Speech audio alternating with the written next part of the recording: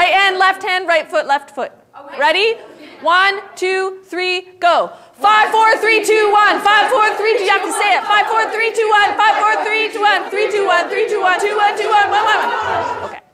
So you guys remember that last class, right at the end of class, I introduced to you just the beginning of the story, the myth of Persephone. In a moment, I'm going to ask these guys to create a tableau for you of that final moment of the story that we started talking about last class.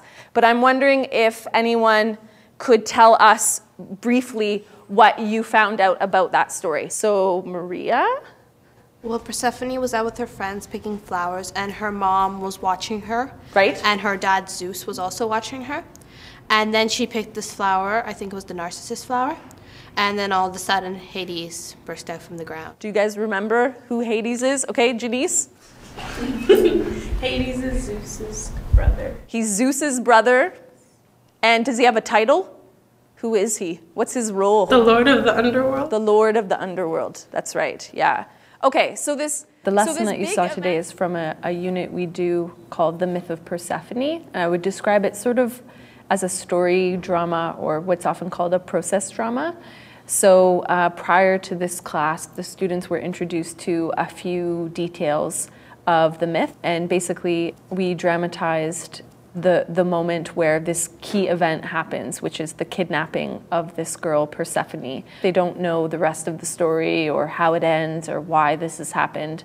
They're just given those details, and then from that, they have to sort of invent or infer why the characters might be behaving the way they are. So this big event has happened, right? This sort of critical event that Persephone, this young girl whose parents are both gods, right? Zeus and Demeter, they're both gods. She's out picking flowers, and then she picks this flower, and the ground opens up, and out comes Hades, Lord of the Underworld, who sort of grabs her and puts her in his chariot. So let's see the tableau. So why don't I count you guys down? So 3, 2, 1, and freeze. Okay, so this is the picture. So take a look at the picture and tell me, who do you see in this tableau? So Nora. There's Zeus, Demeter, Hades, and Persephone. Who do you think Janice might be? Right here. Take a look at her body language. Can you tell me who you think she might be? Andy? I think she's one of Persephone's friends that was with her picking flowers. Why do you say she's one of Persephone's friends? Because she's pretty shocked that Hades has taken her away. One of the things that we started out with is Tableau, so a frozen picture that tells the story. So we use that to show some of those key moments, like the moment of the kidnapping.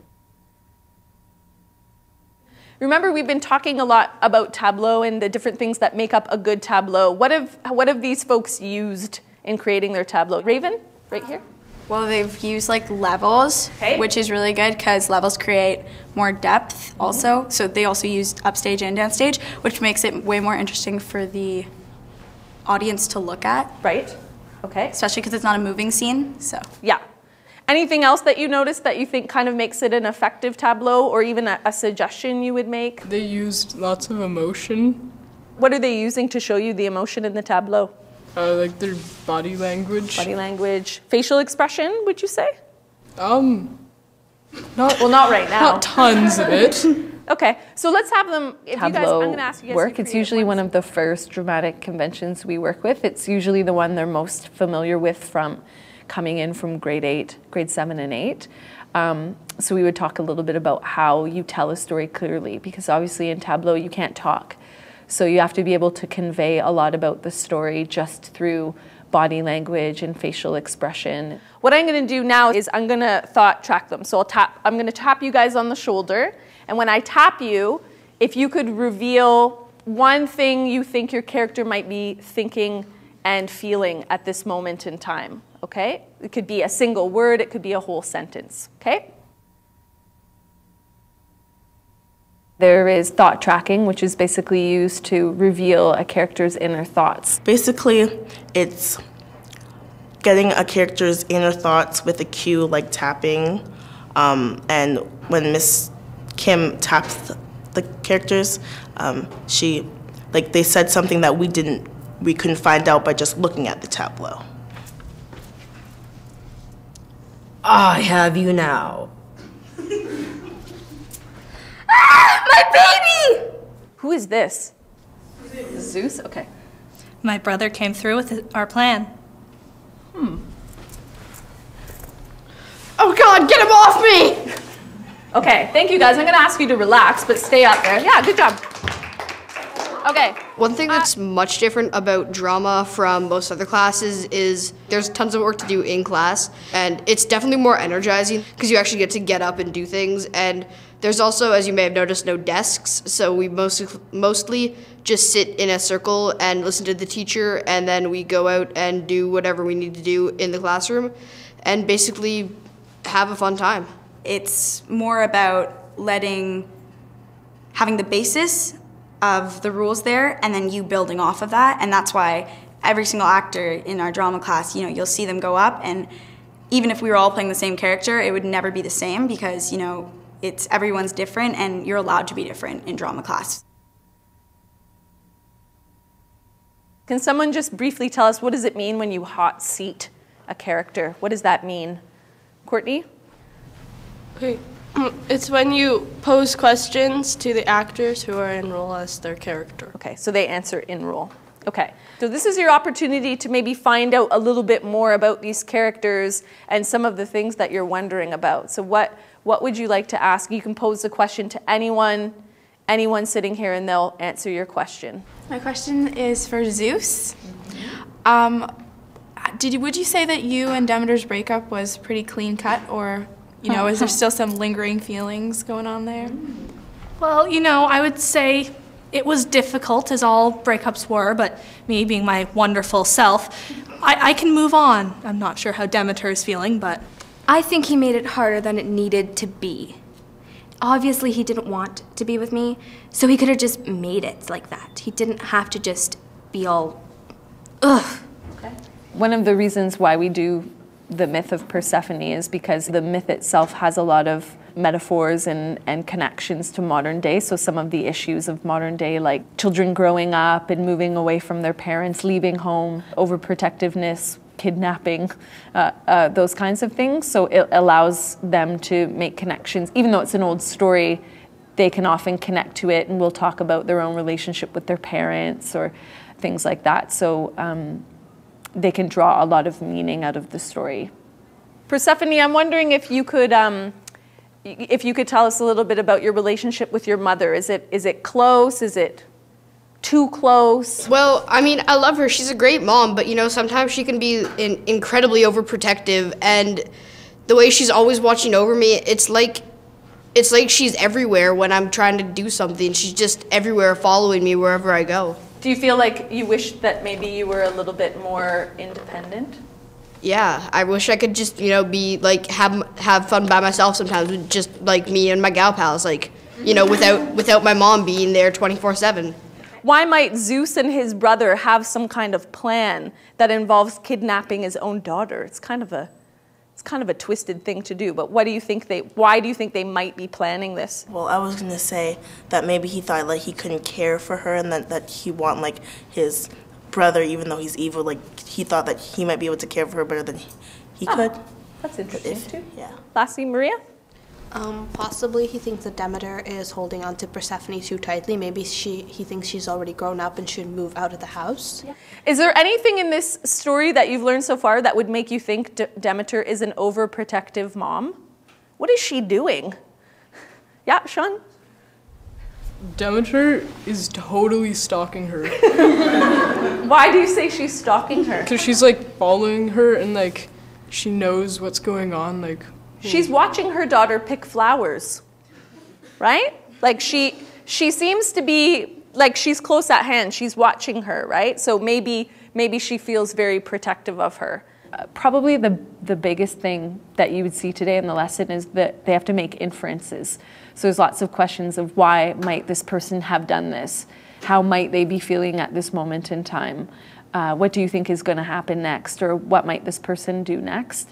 Because I teach English too, I often find making inferences is one of the most challenging things for students to do. But in a story drama like this, they're making guesses, and sometimes the guesses that they make are quite sophisticated and quite telling. I'm gonna ask you to find a partner in a minute, and then what I'm gonna do is I'm gonna assign you a scenario. So you're either going to be Demeter and Zeus, or you're gonna be Persephone and Hades. And I'm gonna ask you to just to improvise a short scene of what you think might have happened in the moments after this particular event of the kidnapping. So what was it like when Hades and Persephone arrived in the underworld for the first time? What might that conversation look like? Or what might the conversation look like between Demeter and Zeus after their daughter has been snatched from them in this way?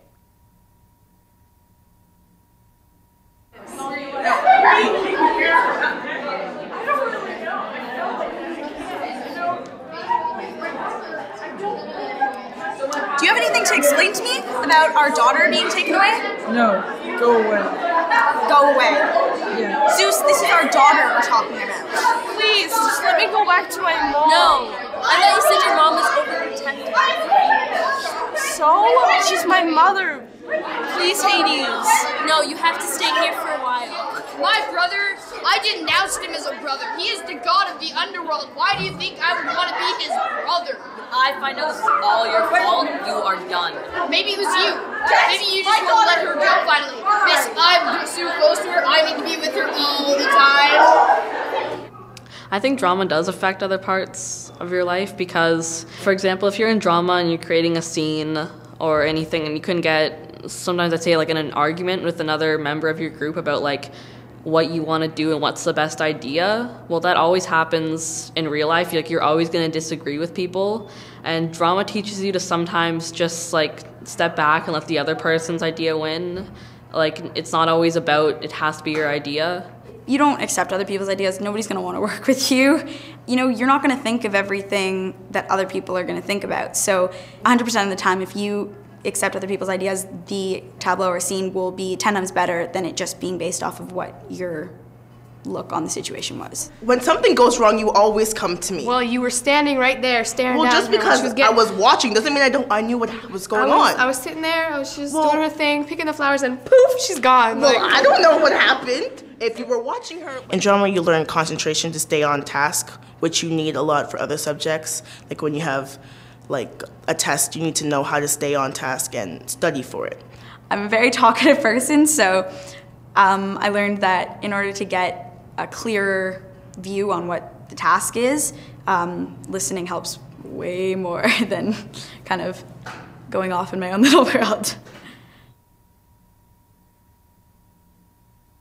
Choose one of those 4 characters that we saw up on the stage, and I'm going to ask you to write in role as that character, just really briefly, about what they're thinking and feeling at this particular moment. This girl has been kidnapped. We don't really know what's happening or what's going to happen next, but just how that person thinks and feels. If you want to reference something that came up in that conversation that you had with your partner, like the way you feel about what they said to you or a question that you have, feel free to put that in your writing and role as well.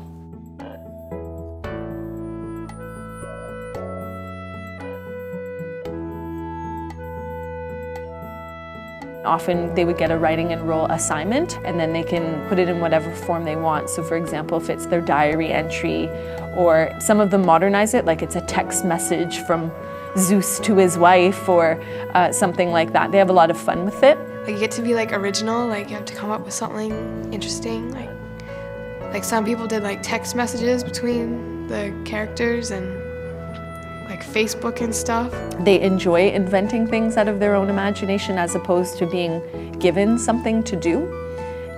But we do spend a lot of time at the beginning of the year talking about what drama is and the kind of class it is and what makes it different from other classes, and what, you know, that it's a place where you can feel free to take risks and to be yourself, and that there isn't judgment. So I want you to imagine that this whole event, this kidnapping, and that it happened, I don't know, let's say in the morning. Okay, it happened around 10 o'clock. Okay? So we're gonna pick up a couple hours later. We're gonna start at 12 noon. And basically what we're gonna do is you're gonna imagine what the rest of that day might have looked like for that particular character. 1 p.m.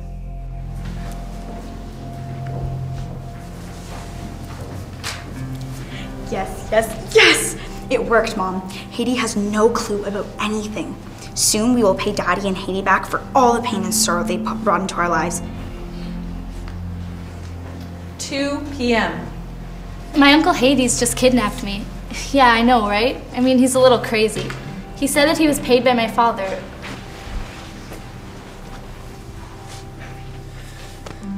Don't think you can get away with this, Hades. Don't think you can get away with this, Zeus. I will bring this up at the next Mount Olympus meeting, the summer solstice.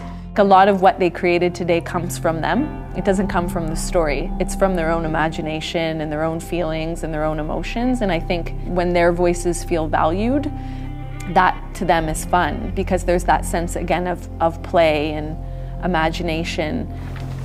6 p.m. I pity Demeter. Even though I'm high up on the immortal food chain, I can't deal with everyone's problems. In drama, like, you can just kind of be yourself more. When they're learning like this, they get to be more hands-on and learn how to do things their way of learning. You know, we get homework, we still have assignments and stuff, but it allows you to bring more of who you are to the class. And I think that that is one of the reasons why they often really enjoy drama and buy into it, is that they feel like their imaginations and their own thoughts are honored in their classroom. So I think that's why they do find it enjoyable. Clap again.